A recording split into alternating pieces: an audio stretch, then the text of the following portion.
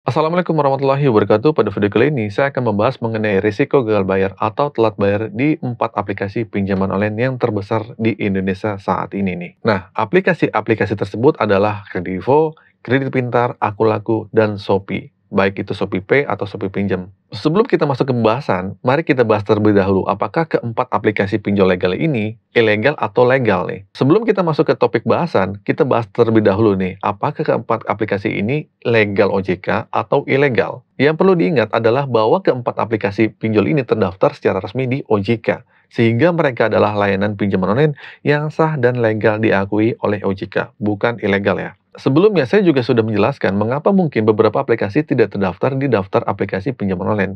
Tetapi keempat aplikasi ini telah diverifikasi sebagai pinjol legal dan sah. Sekarang, jika kalian mengambil pinjaman dari aplikasi yang sudah terdaftar dan terjadi keterlambatan pembayaran atau gagal bayar, apa saja sih resiko yang kalian akan hadapi? Nah, salah satu resiko yang utama yang harus kalian waspadai adalah kemungkinan kalian akan masuk daftar hitam atau blacklist BI Checking atau masuk slik OJK, yang dimana kalian tidak bisa pinjam lagi di pinjaman-pinjaman online lainnya. Hal ini sudah bukan rahasia umum lagi, dan banyak orang yang sudah tahu tentang konsekuensi blacklist BI Checking atau slik OJK ini. Namun perlu diingat bahwa ini adalah risiko yang paling berat. Dan jika kalian menghadapi penagihan dari debt collector, sebenarnya bukan hal yang menakutkan. Jadi kalau ada DC lapangan, itu nggak berat. Yang paling berat cuman masuk slik OJK. Di sini kalian memiliki hak hukum dan DC memiliki batasan yang harus diikuti. Sebelumnya, saya sudah membahas mengenai batas-batasan DC dan bagaimana cara menghadapi mereka, si DC ini, secara hukum. Kalian dapat mencari pasal-pasal yang berlaku dan melindungi kalian dari situasi seperti ini. Jadi intinya adalah, jangan takut jika kalian dihadapi atau didatengin oleh DC, baik melalui kunjungan pribadi melalui telepon ataupun datang ke rumah. Yang penting, tetap kooperatif, hindari konfrontasi, dan jangan menghina satu sama lain. DC hanya melakukan pekerjaan untuk menagih hutang, dan jika kalian bekerja sama dengan mereka, masalah itu dapat diselesaikan dengan lebih baik lagi. Pokoknya jangan bikin gaduh lah. Nah, selanjutnya, apakah kalian akan didatengin oleh DC jika keterlambatan pembayaran? Nah, ini tergantung ya pada aplikasi dan jumlah pinjaman online kalian tuh berapa nominalnya. Misalnya, jika kalian berada di luar Jabodetabek, dan jika jumlah pinjaman kalian tidak terlalu besar, kemungkinan tidak akan didatengin oleh DC ini.